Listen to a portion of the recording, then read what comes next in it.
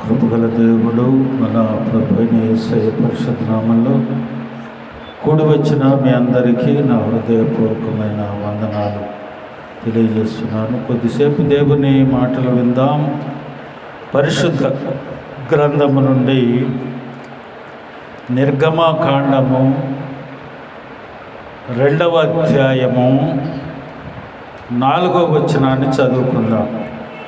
నిర్గమకాండము 2వ అధ్యాయము 4వ వచనాన్ని చదువుదాం. వానికేమి సంభవించునో తెలుసుకొనుటకు వాని అక్క దూరముగా నిలిచి ఉండెను. ప్రార్థన చేసుకుందాం. ప్రభువా నీకు వందనాలు. ఈ రాత్రికాల సమయం మీరు మాకు అనుగ్రహించిన ఈ లేఖనాన్ని బట్టి స్తోత్రాలు. ఈ లేఖన భాగంలోని సత్యాన్ని మేము గ్రహించుకొని నీ లేఖనానుసారంగా జీవించే కృపను మాకు అనుగ్రహించి మహిమ పొందమని మా ప్రభువును ప్రియరక్షకుడు త్వరలో రానయ్యున్న యేసయ్యతి శ్రేష్టమైన నామంలో అడిగి వేడుకొనుచు ప్రార్థిస్తున్నాను మా పరమ తండ్రి. ఆమేన్.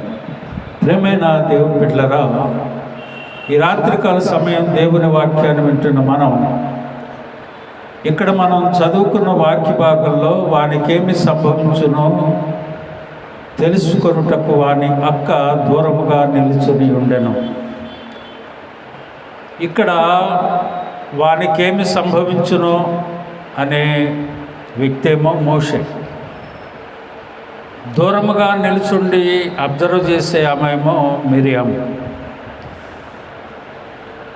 వీరికి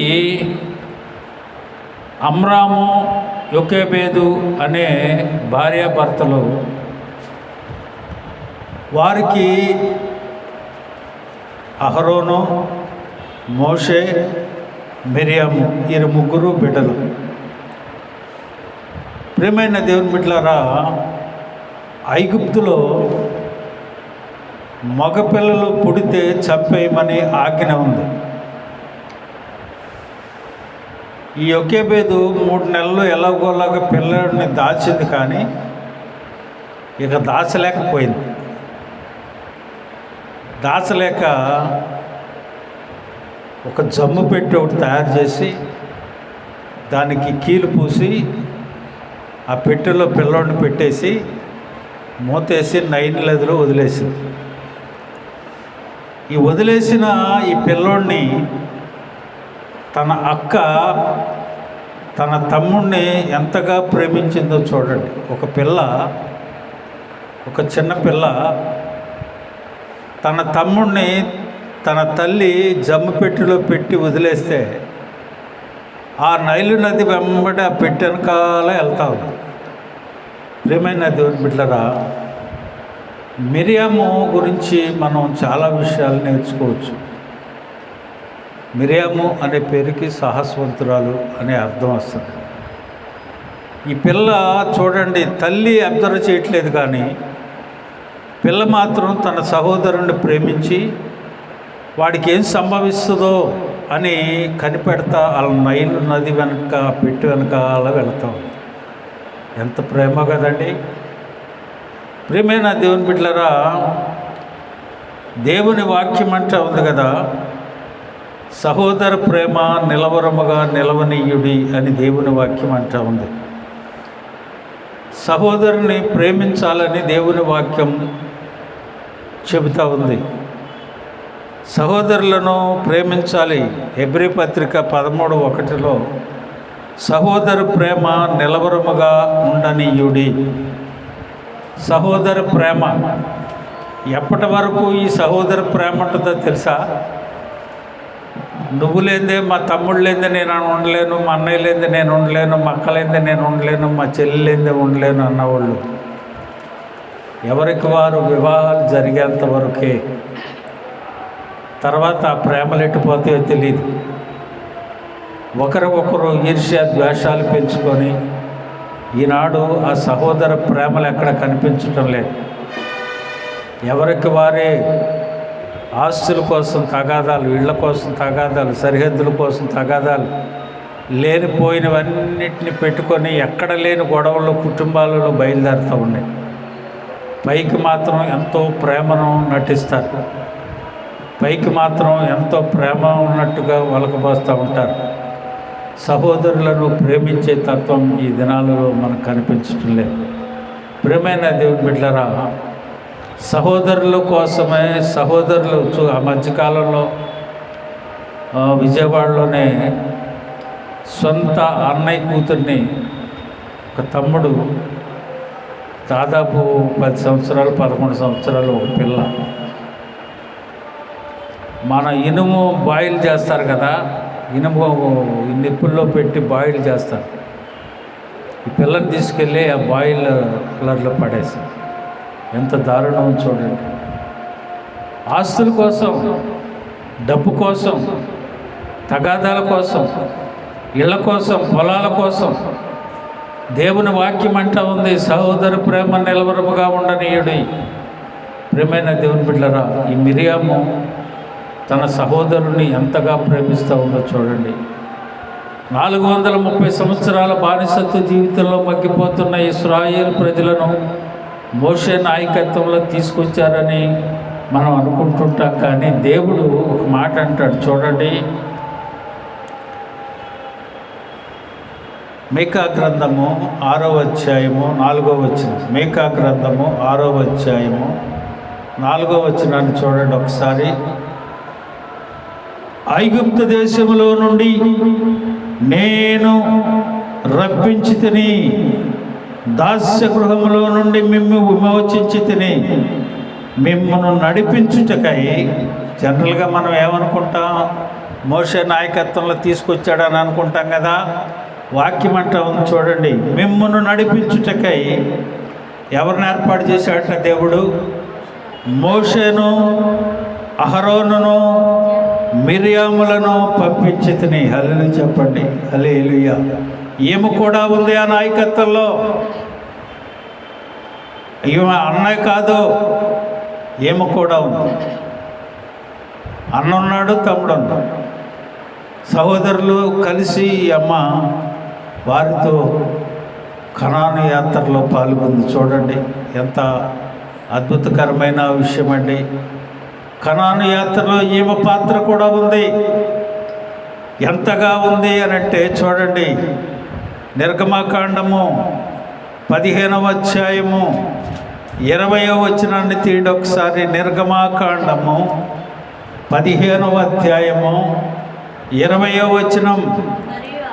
మరియు అహరోనును సహోదరియు ప్రవక్తలైనగు మిరియాము తంబురతోనూ చేత పట్టుకొనెను.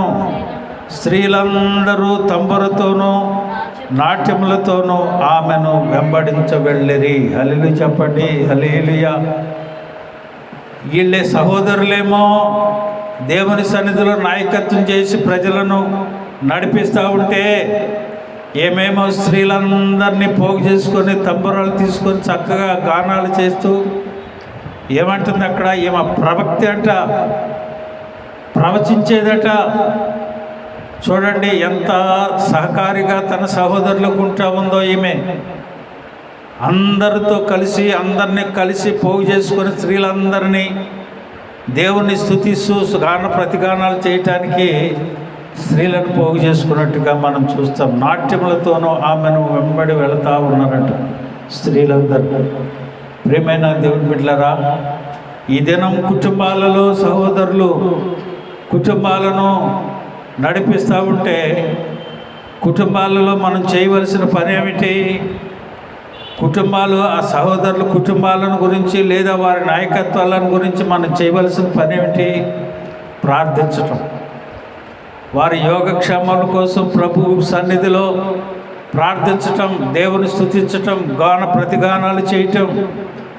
ఆ రీతిగా ఆవిడ చేస్తుంది కనుక దేవుడు క్షేమంగా వారిని నడిపించగలుగుతూ ఉన్నాడు. అంతేకాదు తన తమ్ముని సురక్షితంగా సహాయం చేయటానికి ఆమె ఏం చేసిందో తెలుసా అండి?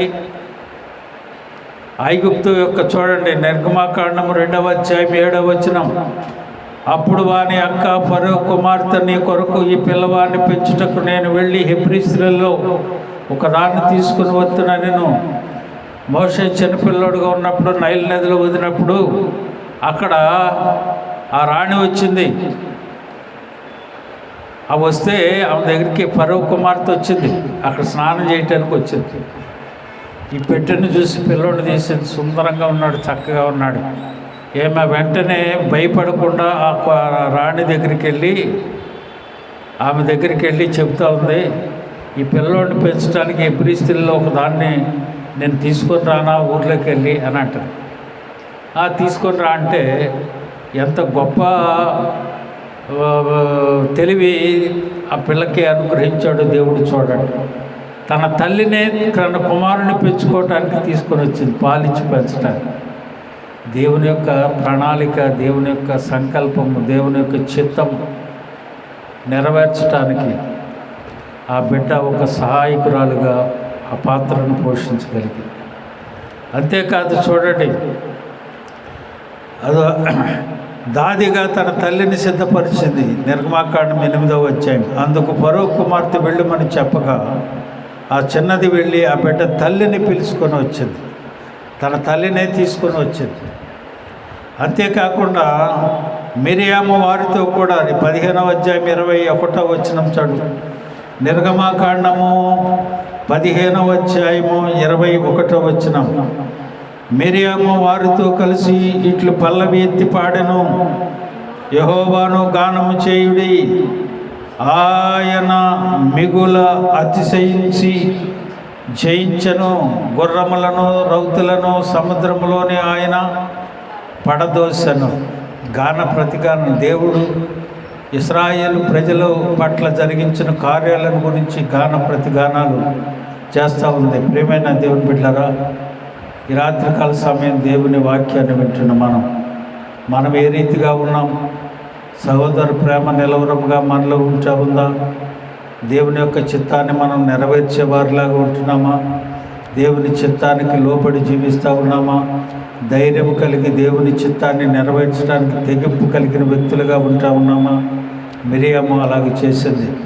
ఈ రోజున ఆమెను గురించి మనం ధ్యానం చేస్తూ ఉన్నాం. అంతేకాదు చూడండి, దేవుని వాక్యం అంటా ఉంది కదా, మత్తయి సువార్త 12వ అధ్యాయం 50వ వచనంలో, పరలోకమందున్న నా తండ్రి చిత్తం చొప్పున చేయవాడే నా సహోదరుడు, నా సహోదరియు, నా తల్లి.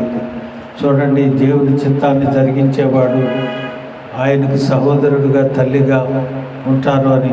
అలాగే యోహాను సువార్త 11:21లో కూడా మార్త అంటుంది యేసుతో, ప్రభువా నీవు ఇక్కడ ఉంటే నా సహోదరుడు చావకుండా ఉండేవాడు. ఎంత ప్రేమ చూడండి. లాజర్ను గురించి తన అక్క అంటుంది, నా సహోదరుడు అయ్యా నువ్వు ఉంటే బ్రతికేవాడు కదా. ఎంత ప్రేమ చూడండి. దేవుడు అంటా ఉన్నాడు, నా చిత్తాన్ని నెరవేరితే నీవే నా సహోదరివి, సహోదరుడు నా తల్లి, నా చెల్లివి అంటా ఉన్నాడు. ప్రేమ కలిగి మనం జీవిస్తే దేవుని చిత్తాన్ని మనం నెరవేర్చేలాగా ఉంటాం. మార్త అంటుంది తన సహోదరుడి ప్రేమ ఉంచి, నీవు ఎక్కడుంటే నా సహోదరుడు బ్రతికేవాడు కదా. చూడండి ప్రియమైన దేవుని బిడ్డలారా, చూడండి రోమాపత్రిక 16వ అధ్యాయం 1వ వచనాన్ని చూసి ముగించుకుందాం. రోమాపత్రిక 16:1. కింక్రియాలో ఉన్న సంఘ పరిచారకురాలకు ఫీబే అను మన సహోదరి పరిశుద్ధులకు తగినట్లుగా ప్రభువునందు చేర్చుకొనడి.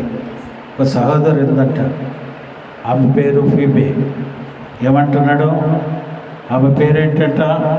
ఫీబే అను మన సహోదరి పరిశుద్ధులకు తగినట్లుగా ప్రభువునందు చేర్చుకో. అర్థమవుతుందా? దేవుని ప్రేమ మనలో ఉంటే, సహోదరి ప్రేమ మనం కలిగి ఉంటే, దేవుడు అంటాడు పరిశుద్ధులకు తగినట్లుగా ఆ సహోదరి నివసిస్తూ ఉంది కనుక ఆమెను మన పరిశుద్ధులలో చేర్చుకోండి మీరు కూడా.